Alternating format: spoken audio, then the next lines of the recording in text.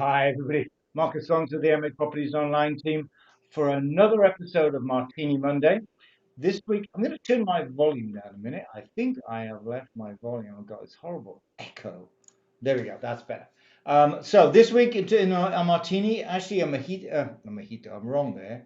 Actually, it's a margarita. Really, really cool this one because I did it with lemon this week, and the lemon came from a lemon tree we have actually in our gazebo right now. It used to be inside for the winter, but right now it's actually in our gazebo. So cheers, and let's talk a little bit of real estate. Ah, so where are we with the market? Let's kind of get a sense of where we are. Back to normal? Well, almost, I think. I think certainly getting there. We had some announcements today from the state to say exactly what was going on with the market in terms of when we're reopening and what the kind of phased reopening is going to be. Looking at the data, by the way, if anybody's looking at the data that the state produced, they changed it today, which is a little bit confusing. I've gone back to the old way that they were doing it, which is pushing out or putting out confirmed cases on the day they were confirmed, as opposed to the day that they were tested, which gives a rather cyclic view of it. Wasn't very pleased with that today. Prefer the old way of doing it. So if the state's listening, back to the old way you were doing it would be much appreciated. But anyway, I'm sticking with the old way, which is confirmed cases on the day they were confirmed. And as you can see, it's definitely on a downward trend. Somewhat slow. I mean, we were thinking that this would be much lower than this by mid-month, but it isn't. But it definitely has a kind of downward trend to it, so that's good news. Same is true of the rather more worrying one, of course, which is the death rates. That's on its way down as well. But clearly, people beginning to come back into the market, and so worth remembering, what we said in the 2019 market review, which was really driven by market uncertainty. What was going to happen with this economic uncertainty that was on its way? We could see this in the end of 18, sporadically through 2019, certainly towards the end of 19, and certainly as we came into 2020. Then, of course, that was replaced by the certainty of where we are. But now thinking about how that might impact as we move out of this kind of forefront of our mind, that the market in January, February, early March, so January, February was beginning to think about the economic uncertainty that was going to be coming. Question is, of course, whether that economic uncertainty becomes an economic recession. A lot of indicators point that it will. Perhaps in Massachusetts will be somewhat immune to that in some sectors, not all, of course, but certainly that was our thinking, back in January. So let's take a look. I updated our data for the number of listings. I'm going to do Lexington first, then I'm going to do Arlington. Here's the Lexington data. As I did with March, I split May into two, just to give us a sense of kind of where we are mid-month. We've had about 3 weekends out of 5. And as you can see, look at the May 1 through 15 data, we're tracking a little bit behind what we would anticipate based on the 2019 data, but not that much. Looks like, though, if you look at the next two weekends, we've got Memorial Day coming up. I wonder if that will be a thing, if you will. I mean, it's still a federal holiday. It's a holiday for everybody. But does it really matter when it comes to real estate? Perhaps it does, perhaps it doesn't. Hard to tell, I think, at this point. But does look like May is getting back to normal, to the levels that we anticipated we would get before this all occurred.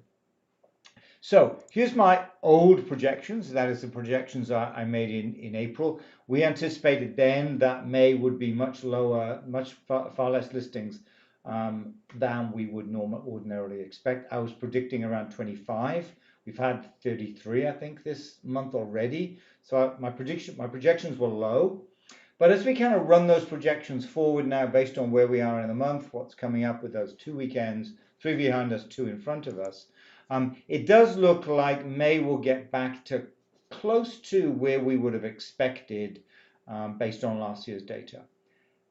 But remember, we are still way behind on April, and we're way behind on the second half of March. So we still have some catching up to do.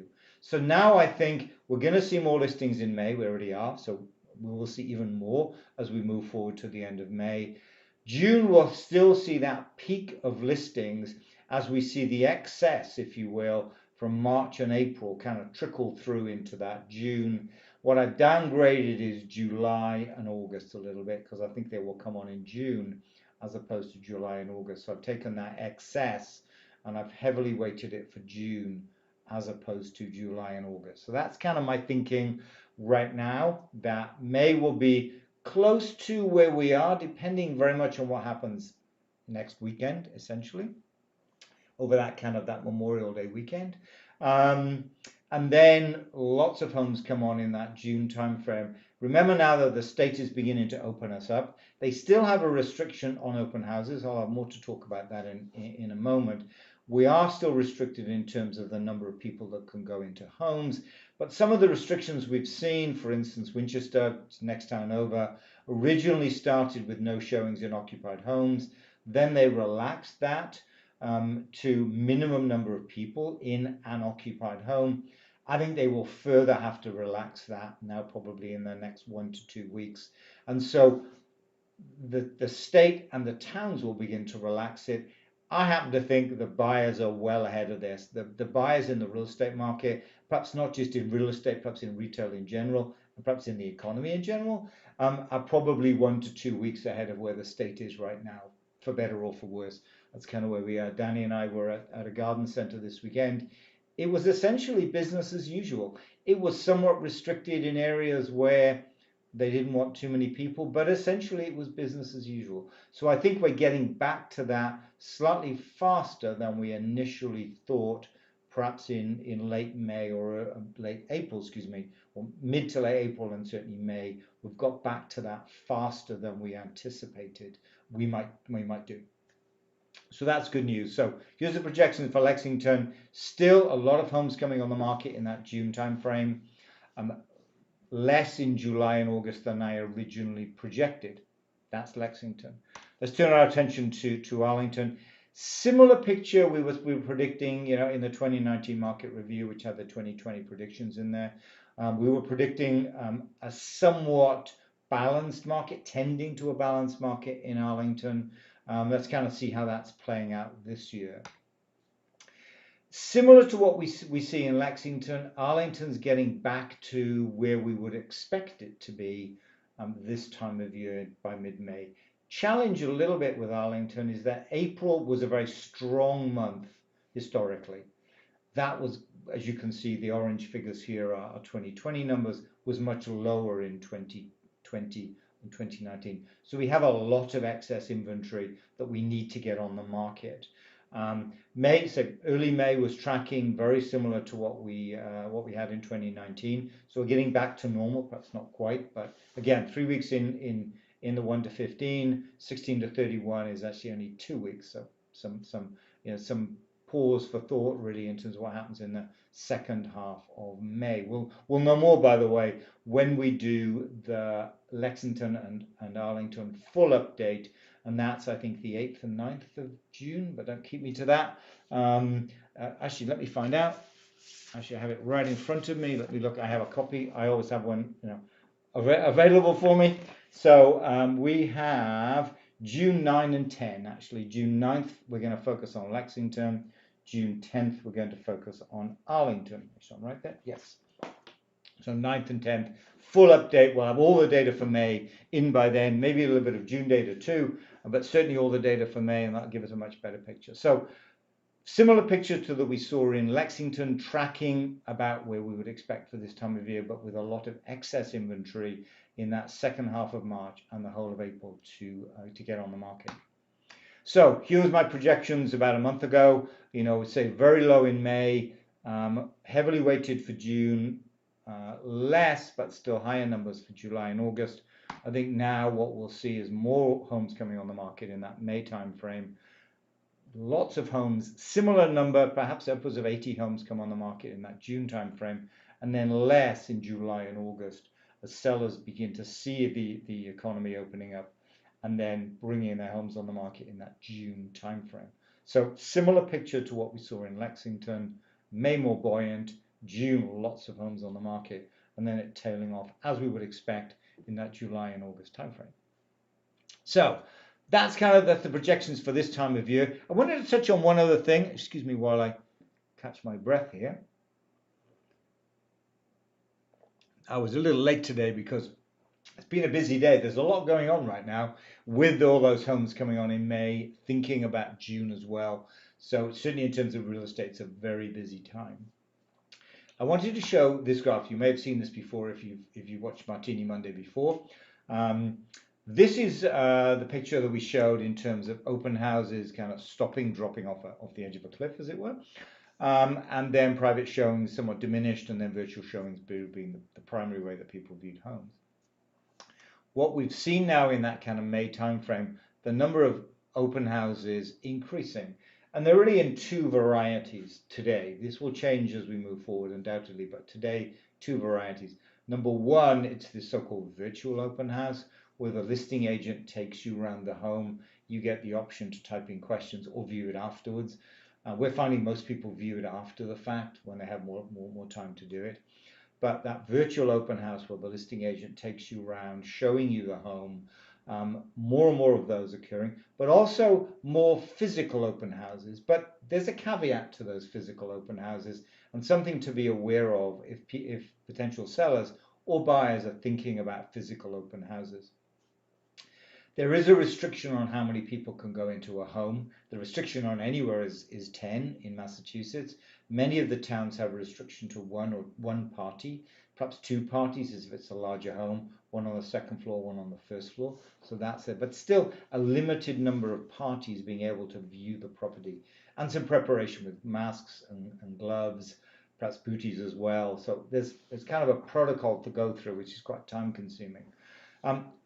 As that number of people grow turning up for open houses, and one interesting fact that we found was as we advertised virtual open houses, people assumed they were real open houses because there is no reliable mechanism to differentiate between a virtual and a physical open house. So we would do a virtual open house.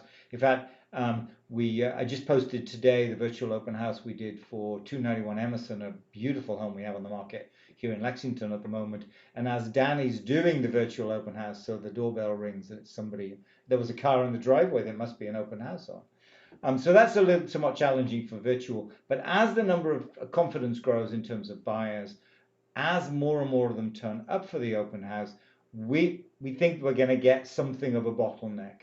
Imagine that we restrict people to 15 or 10-minute showings. 10 people turn up. That's probably 150 minutes. At best, 75 minutes with two parties in a home. So it is going to become something of a bottleneck. So I think we still haven't really got to grips with how we're going to do open houses in this market. Neither model works very well.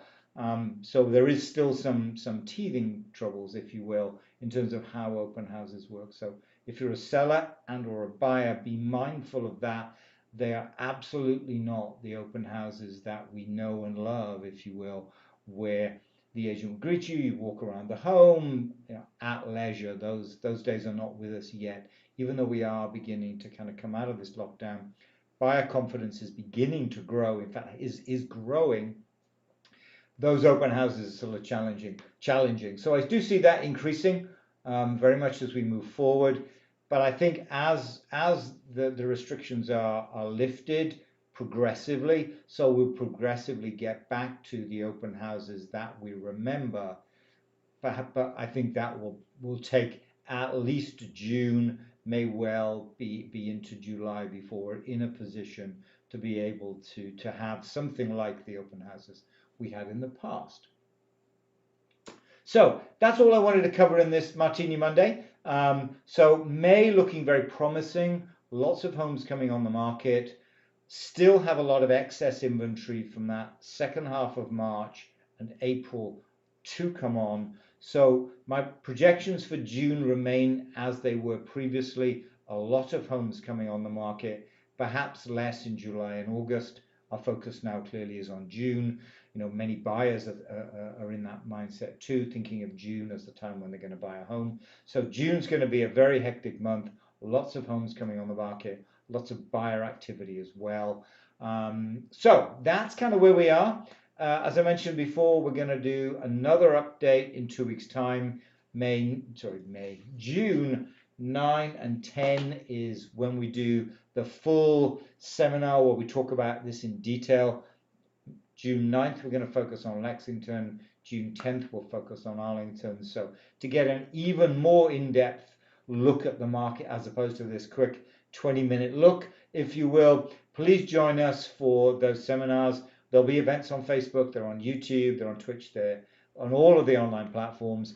You'll also see them, on our website and on our Facebook page as we begin to kind of promote that event. So please do join us. June 9, June 10, Lexington, Arlington, for an update of what's happened throughout May, and then a more accurate prediction for where we will be in June. So with that, I'll say thanks for watching and goodbye, and I will see you again next week, hopefully a little bit less rushed than we were this week. We were kind of rushed this week, which is why we were a bit out of breath at the beginning. So hopefully we'll see you again next week, and we'll be safe. I'll be able to catch our breath a little bit as we do another Martini Monday. Bye.